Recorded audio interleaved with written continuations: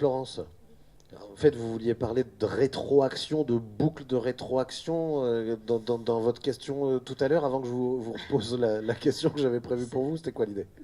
Enfin, l'idée, c'est effectivement, les territoires, ils doivent s'adapter aux contraintes qu'ils subissent directement, mais il y a aussi des choses qui vont se déplacer, typiquement. Par exemple, on a vu l'année dernière, il y avait une très mauvaise récolte de blé et en même temps ailleurs en Europe de très fortes productions de blé en Ukraine, ce qui fait que finalement le rendement financier a été catastrophique. Cette année, le rendement il est meilleur, mais surtout ailleurs ça se passe moins bien. Du coup, voilà. Donc ces contraintes qui sont liées au fait qu'ailleurs aussi ça change.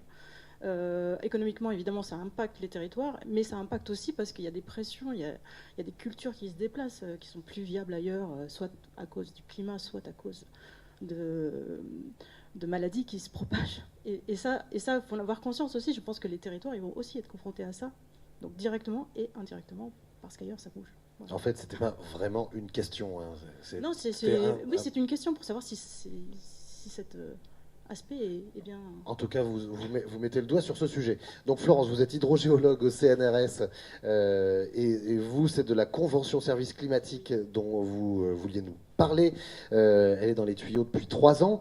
Vous insistez beaucoup sur le besoin justement de renforcer les liens entre les professionnels, les politiques et les scientifiques. Ça avance ? Oui ? Oui, oui. Alors, ce que je voulais vous dire, effectivement, aujourd'hui, je parle pour la communauté scientifique française, la communauté scientifique du climat et des impacts. J'avais préparé une petite diapositive. C'est pas vraiment une diapositive. Voilà, c'est juste pour vous dire que voilà. Donc, le ministère de l'écologie et de l'économie solidaire et excusez-moi, je me trompe de nom, mais voilà, en tout cas celui-là. La transition écologique et solidaire, peut-être. Voilà, je m'excuse.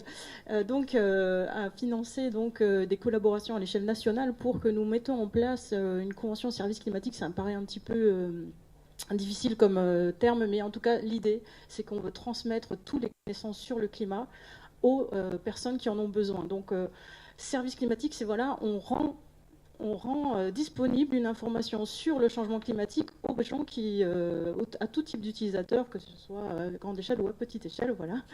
Et donc effectivement, ça rassemble deux grands groupes de climat qui sont l'IPSL et Météo France, mais aussi des impacteurs, on va dire un peu plus comme ça, comme par exemple le BRGM, le CERFAX ou évidemment les équipes du CNRS. Qu'est-ce qu'on va trouver dedans, à votre avis? Qu'est-ce qu'on va trouver dedans? Des informations sur comment se traduit effectivement le changement climatique chez vous en fonction de ces fameux différents scénarios de gaz à effet de serre. Donc c'est très concret. Vous voyez pour certains sites comme Climat HD, vous avez la connaissance du passé parce que c'est très important de mettre en relation l'évolution par rapport à ce qui a été connu dans le passé, ce qu'a connu votre territoire et ce où on va. Les locales qui sont disponibles. Quelque chose sur les extrêmes, information sur comment vont modifier les extrêmes. Quelque chose que personnellement je trouve exactement très important, c'est les trajectoires, notamment les trajectoires d'émissions de gaz à effet de serre. Pourquoi? Parce que on parle d'adaptation, mais il ne faut pas oublier que vous êtes des acteurs très importants aussi pour l'atténuation. Le changement climatique, on ne le subit pas uniquement, on est acteur de ce changement. Donc l'atténuation dans les politiques d'adaptation, on peut clairement le prendre en compte. C'est un des moyens les plus importants pour réduire les impacts. Hein. Je tiens à le préciser, c'est le rapport 1,5 degré vient de sortir. Vous voyez, le pire est possible, mais le pire n'est pas sûr. Voilà, moi je vous incite vraiment dans vos choix à choisir les solutions qui sont également atténuatrices.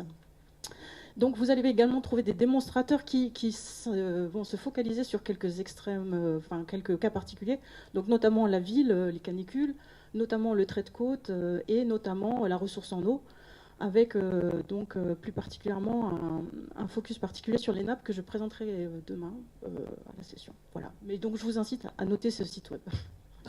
Merci beaucoup. C'est la session 2 demain qui portera notamment sur les nappes souterraines. Vous vouliez rajouter un mot? Ben, je vous en prie. Ce site est ouvert ou sera ouvert et les IPZICH, vous les mettez en ligne ou pas? Les quoi? Les IPZICH. IPZICH. Voilà, vous les mettez en ligne? Je ne sais pas ce que c'est. C'est des zones effectivement d'inondation. C'est le Chapi qui a développé ça, effectivement en temps réel. Effectivement, alors ce site est sans doute pas complètement parfait par rapport à vos demandes. N'hésitez pas à faire redemander aussi des choix, aussi le faire évoluer pour Donc je pense que ça n'y est pas. L'interaction, donc n'hésitez pas aussi à interpeller voilà, les personnes sur ce site. Merci beaucoup. Un site évolutif, une demande, les Ipsich, bientôt sur le site.